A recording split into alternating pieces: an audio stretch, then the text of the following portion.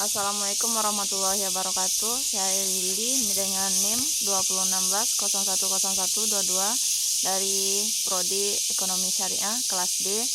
Ingin menjelaskan sedikit materi dari kelompok kami yang beranggotakan saya sendiri dan rekan saya M. Firdausyah Tanjung dengan NIM 2016-010121. Baik, saya akan menjelaskan sedikit materi kami yang berjudul kapitalisme. Yang pertama, pengertian kapitalisme.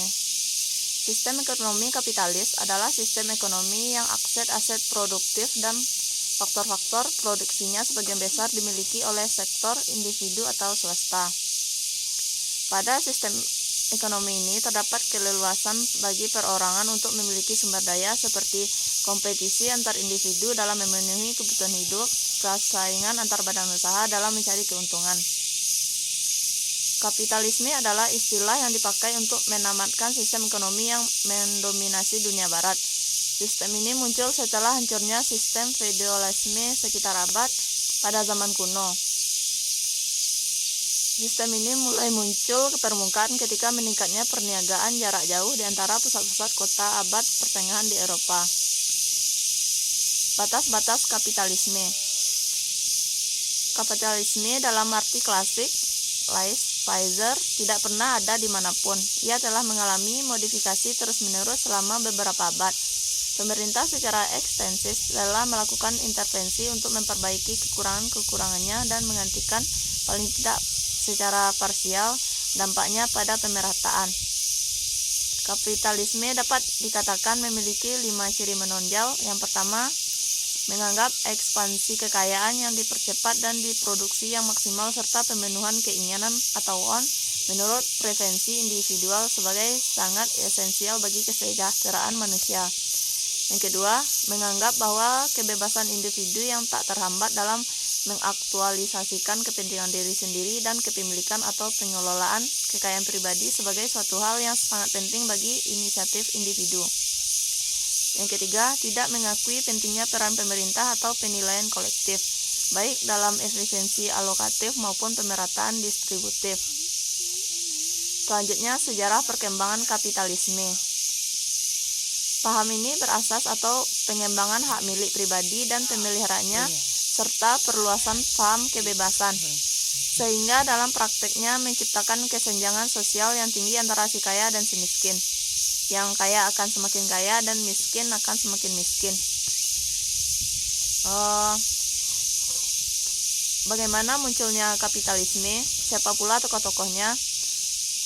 Eropa pernah diperintah kerajaan Romawi yang telah mewariskan sistem feodalistik dalam rentang waktu antara abad ke-14 sampai abad 16. Muncul apa yang disebut kelas bers mengiring tahap feodal di mana keduanya saling mengisi.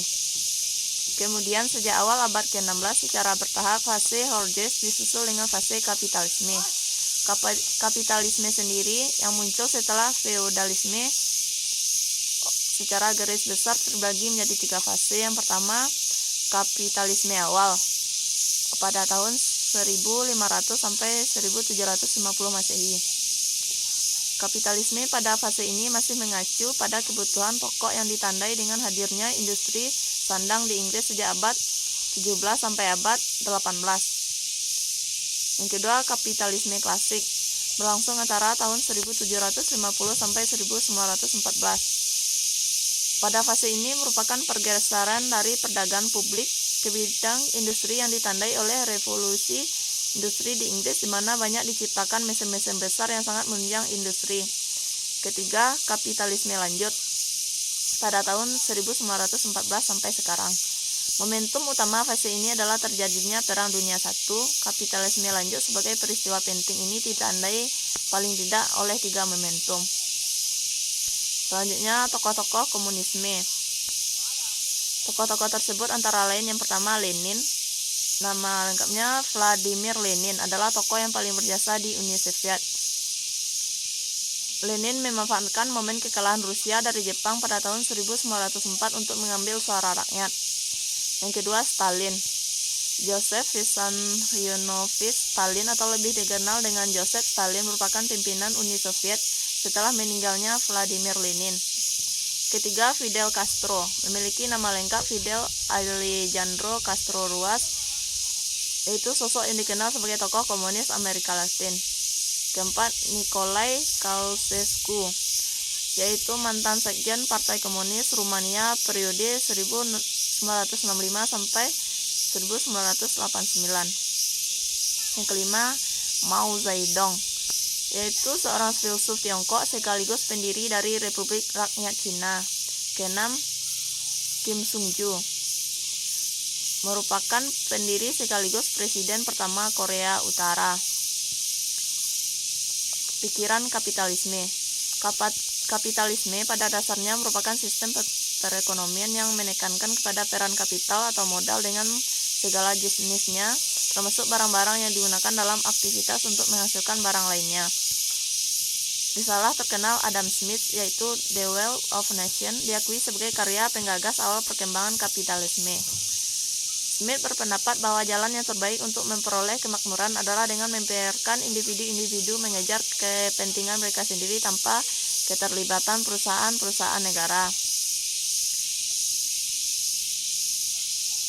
Selanjutnya ada Robert Koch sebagai salah satu penteori dalam hubungan internasional dan dikategorikan kepada aliran teori kritis, memberikan beberapa analisis teori menyangkut keberlangsungan sistem kapitalisme di dunia.